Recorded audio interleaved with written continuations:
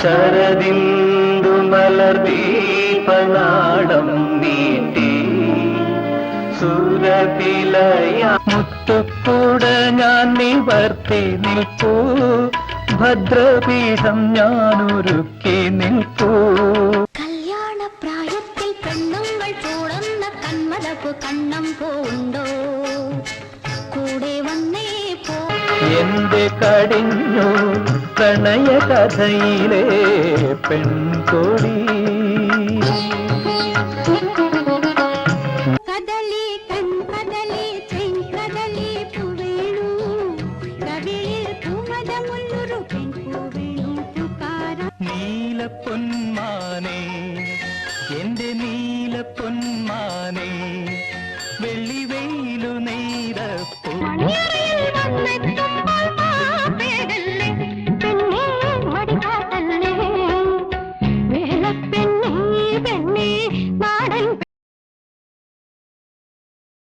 കുളക്കാട്ടിൽ Geevarghese George, അങ്ങനെ പറഞ്ഞാൽ ഒരു പക്ഷേ നിങ്ങൾക്ക് അറിയുമെന്ന് തോന്നുന്നില്ല.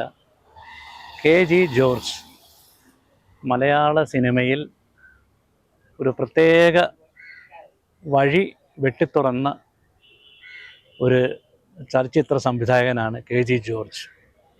അദ്ദേഹത്തെ എല്ലാവർക്കും അറിയാം, അധികം പടങ്ങളൊന്നും എടുത്തിട്ടില്ല. മലയാള സിനിമയിൽ ഒരുപാട് മാറ്റങ്ങൾ കൊണ്ടുവന്ന ഒരു സംവിധായകനാണ് അദ്ദേഹം. പ്രത്യേകിച്ച് മനഃശാസ്ത്രപരമായ പശ്ചാത്തലമുള്ള കുറേയധികം സിനിമകൾ സംഭാവന ചെയ്തിട്ടുണ്ട്.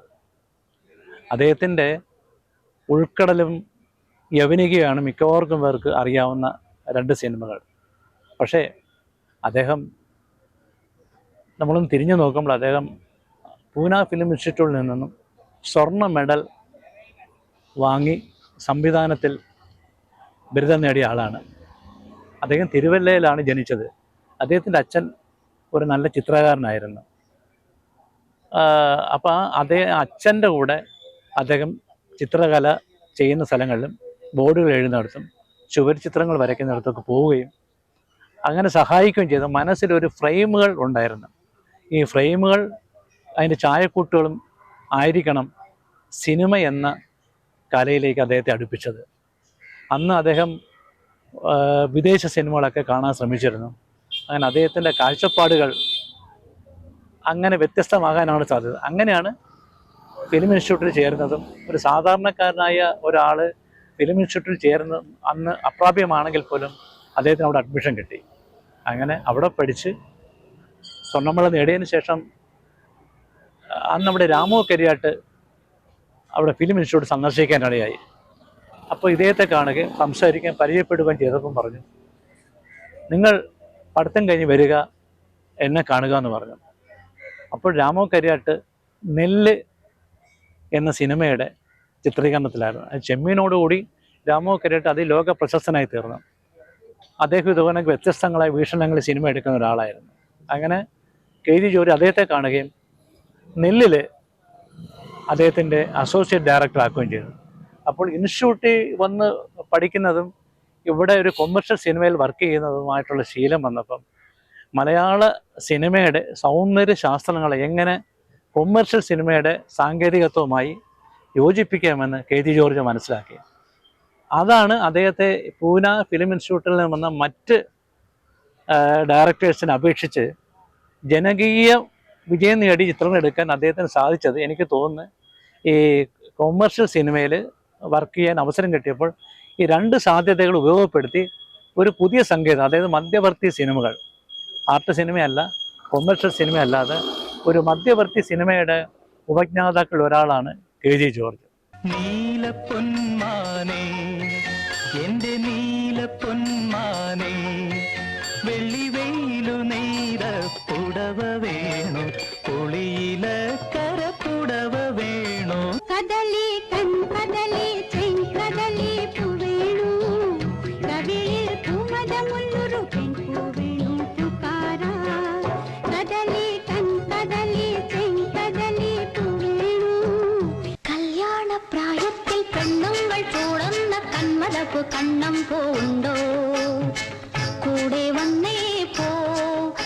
കിളി ചൂടു തന്നേ പോ.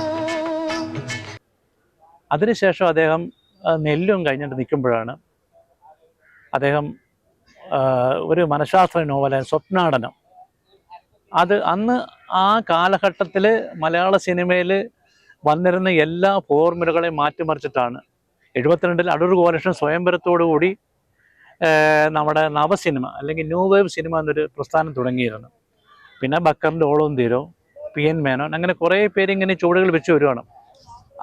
ഇങ്ങനെ ഇരിക്കുമ്പോഴാണ് 1975 KG ജോർജ് സ്വപ്നാടനവുമായി രംഗത്ത് വരുന്നത്. അത് വളരെ പരിഭ്രമകരമായ സീന് ഉൾപ്പെടുന്ന ഒരു ചിത്രമായിരുന്നു.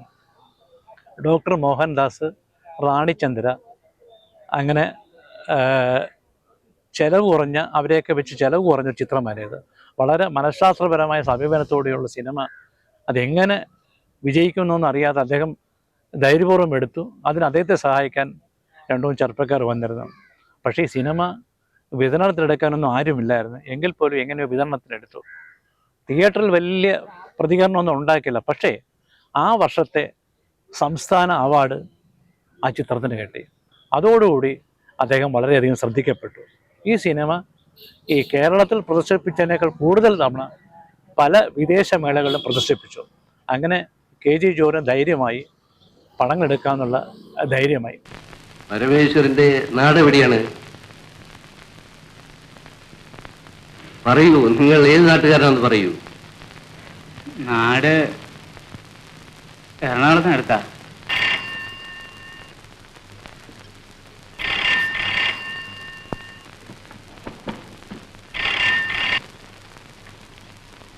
ഹലോ. ആ, എന്താ ഉറക്കമായിരുന്നു? അമ്മ എവിടെ? അപ്പുറത്തുണ്ട്. എന്ത് ചെയ്യുന്നു? ഉറങ്ങാണോ? ആ, ഞാൻ നോക്കിയില്ല. We will be happy. എന്റെ മനസ്സ് പലപ്പോഴും എന്റെ നിയന്ത്രണത്തിലല്ല.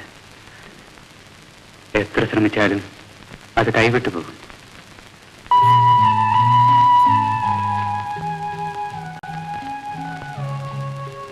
ഓരോ പ്രാവശ്യവും ഇങ്ങനെ കിടക്കുമ്പോൾ എനിക്ക് തോന്നും ഗോപിയെ ഞാൻ കീഴ്പ്പെടുത്തിയെന്ന്, ശരീരം കൊണ്ടും മനസ്സുകൊണ്ടും.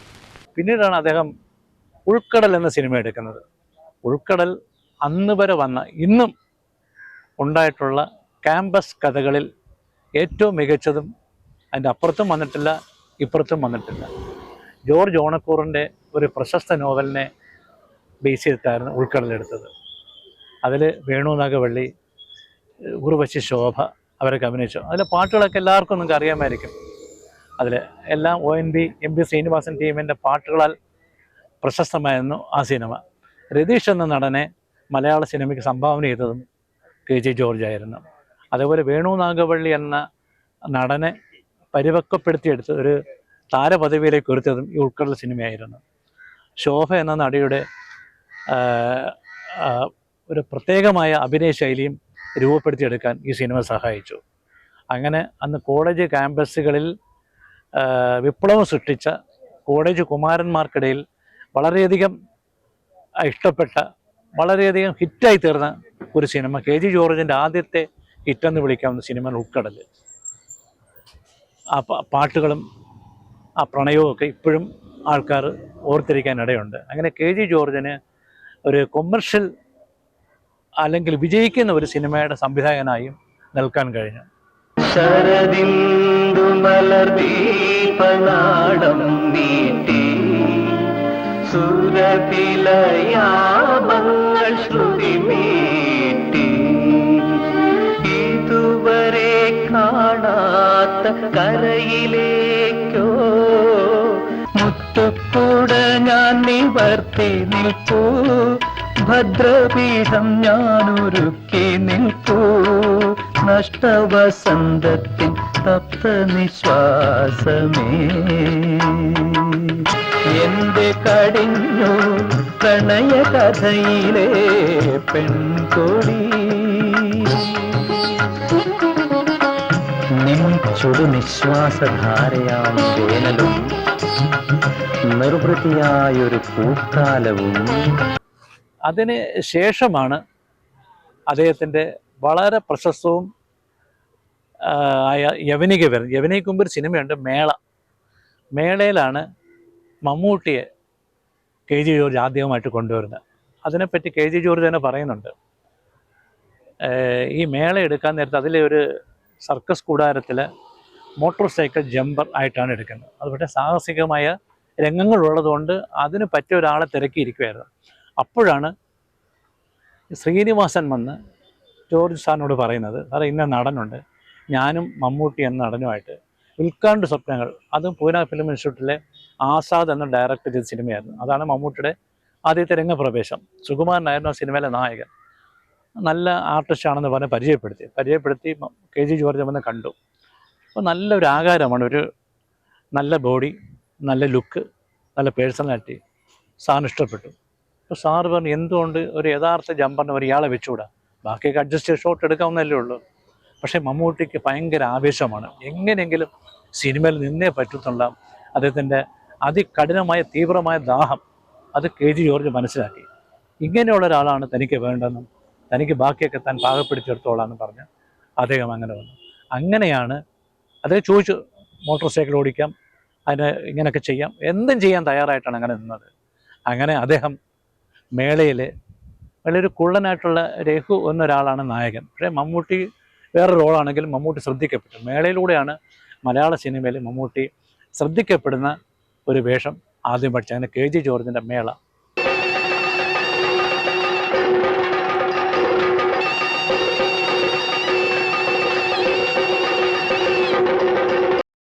എടുത്തു നോക്കൂ, ഇതാണ് വിദ്യ. എത്രയോ കാലമായി ഇങ്ങനെ ഒരു ആഹാരം കഴിച്ചിട്ട്. സ്ത്രീകൾ വെച്ച് വിളമ്പി തരുന്നതിന് ഒരു പ്രത്യേക ടേസ്റ്റ്. കറക്റ്റ്. കറികളൊന്നും നന്നായിട്ടുണ്ടാവില്ല. നന്നായിട്ടില്ലെന്ന്. ഓഹോ, അത് ശരി, നീ ബുക്ക് ചെയ്തായിരിക്കും. പട്ടി. വിജയേട്ടാ, ഇവിടെ വെച്ച് വേണ്ട.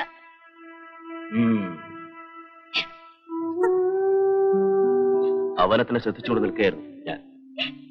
തവണ അവൻ രക്ഷപ്പെട്ടു. എനിക്കിവിടെ മടുത്തു. കടിഞ്ഞാണില്ലാതെ കാലുകളില്ലാതെ തളിരും തണലും തേടി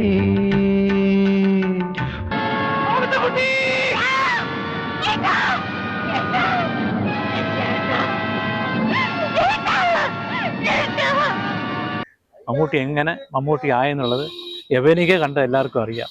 നമുക്ക് അടുത്ത എപ്പിസോഡിലേക്ക് നമുക്ക് കിടക്കാം. പിന്നെ ഒരു കാര്യം, നിങ്ങൾ എല്ലാവരും സബ്സ്ക്രൈബ് ചെയ്യണം, ഇതിനെപ്പറ്റിയുള്ള കമൻറ്റുകൾ ഇടണം, ഇത് കാണുന്നവരൊക്കെ അങ്ങനെ ചെയ്യണം. അങ്ങനെ ചെയ്തെങ്കിൽ മാത്രമേ ഈ ചാനൽ അത് കണ്ടതായിട്ടും അതിൻ്റെ ഞങ്ങളുടെ പോരായ്മകളും നിങ്ങൾ അറിയിക്കണം. അടുത്ത അധ്യായത്തിൽ കെ ജി ജോർജിനെ പറ്റിയുള്ള കൂടുതൽ വിവരങ്ങൾ ഞാൻ പറയാം.